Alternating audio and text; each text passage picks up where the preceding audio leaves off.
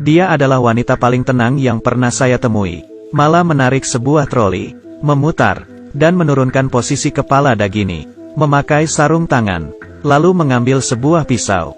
Mengangkat tangannya, tapi gadis tidak berkedip sama sekali. Mala sangat kaget. Dia meratapi pisau kecilnya, meletakkan kembali pisaunya dan mengganti pisau besar. Lalu langsung menebas gadis ini. Tapi gadis ini masih tidak bergerak. Mala bingung. Dia bertanya, mengapa dia tidak takut? Ternyata, nama gadis ini Dagini. Saat dia menunggu seseorang di stasiun, tiba-tiba dia disemprot seseorang, membuatnya pingsan. Dia sempat melihat seseorang. Orang itu adalah fansnya. Dia Gotham, dia buta. Bahkan jika dia sudah mati, Gotham akan menemukannya dalam 7 hari, dan menangkap Mala. Bulan ini Mala sudah membunuh lebih dari 50 wanita. Dia merasa tertantang. Dia tidak suka ditantang. Bagaimana seorang buta bisa menemukannya? Mala pun meletakkan pisaunya, dan membiarkan Dagini hidup beberapa hari. Kemudian, di pom bensin Mala melihat seorang gadis, yang sedang menunggu mobil. Dia membuat gadis itu pingsan, lalu membawanya ke ruangan eksekusi, dan menguncinya. Mala mengambil pisau. Dagini kaget dan ketakutan. Mala berkata kepada Dagini, bila dalam 7 hari Gotham tidak menemukannya, maka kepalanya akan menjadi kado Gotham. Hari kedua, tubuh gadis itu ditemukan di tepi lembah, tapi polisi tidak menemukan jejak apapun. Gotham mencoba mencium aroma tubuhnya. Itu bukan tubuh Dagini. Mala di sini. Dia sedang mencari korban berikutnya. Tapi gadis ini, melihat garasi mobilnya kosong. Gadis ini curiga, lalu menyerahkan anjing ini dari jendela, dan pergi begitu saja. Mala merasa kesal, merencanakan sesuatu. Suatu malam, Mala mengikuti gadis ini, dan menusuknya beberapa kali. Gadis ini tidak bergerak lagi. Mala memasukkan tubuhnya ke mobil, dan membawanya ke ruang eksekusi. Mala menebas kepalanya. Dagini yang melihatnya ketakutan. Malam hari, Gotham membuka pintu. Tiba-tiba tubuh mayat itu di depan pintunya. Dia mengerti, psikopat itu ingin menakutinya. Mala kembali. Dia mengganti rantai yang lebih panjang, agar Dagini dapat leluasa ke toilet. Setelah Mala pergi, Dagini melihat seorang wanita tua. Dia adalah ibu asuh Mala. Ternyata, saat kecil dia sering memukul Mala.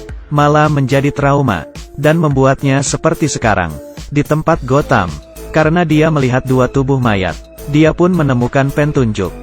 Dia menemukan di 2 tubuh mayat itu, ada aroma bau binatang babi. Berdasarkan posisi si psikopat itu, Gotham yakin, psikopat itu adalah pemilik perusahaan babi. Mereka mulai mencari tahu. Seseorang polisi menyelidiki tempat Mala, dan kebetulan dia bertemu Mala.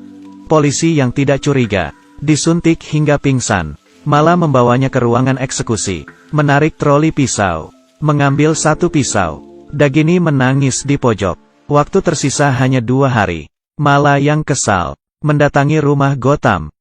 Saat dia mencoba membunuh, asisten Gotham muncul, dan mengejar mobilnya. Mala bersembunyi di rumput. Asisten itu turun, melihat keadaan. Belum sempat memberitahukan plat mobil Mala. Mala langsung menusuk perutnya, lalu merampas HP-nya. Besok adalah hari kematian Dagini. Keesokan hari, Gotham menyentuh mayat asistennya. Dia merasa bersalah. Mereka menemukan peternakan babinya.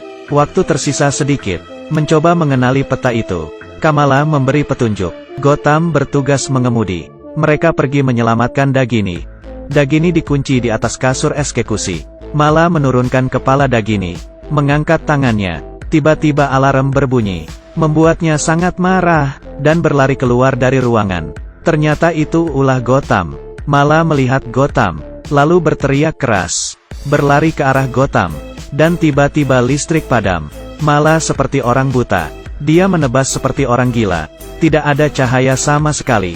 Dia seperti Gotham, menjadi buta, dan tidak berhenti berteriak. Gotham tepat berada di belakangnya. Tiba-tiba muncul, menyetrumnya hingga pingsan, lalu mengeluarkan borgol, dan mengunci kakinya. Saat itu, Gotham mendengar suara Dagini, terlatih-tatih berjalan ke ruangan itu. Tiba-tiba, Mala terbangun.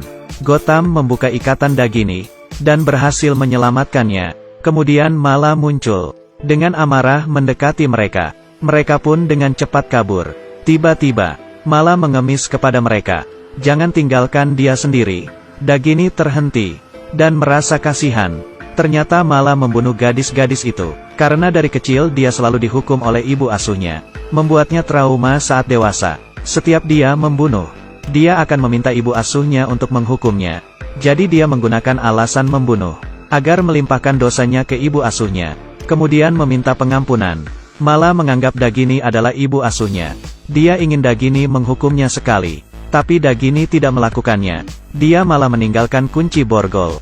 Mereka pun berbalik dan keluar. Saat Mala mengejar keluar, mereka sudah pergi, meninggalkan dia sendiri. Saat Mala melihat Dagini muncul di TV, dia merasa terhina. Mala memakai kerudung merah, menutup matanya, bunuh diri, melompat dari jurang. Dan film pun berakhir.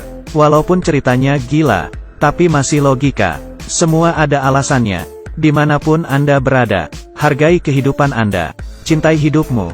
Jadilah orang yang baik dan penuh cinta, maka dunia akan jauh lebih baik. Baiklah, saya Lao Lei. Kita jumpa lain waktu. Bye-bye.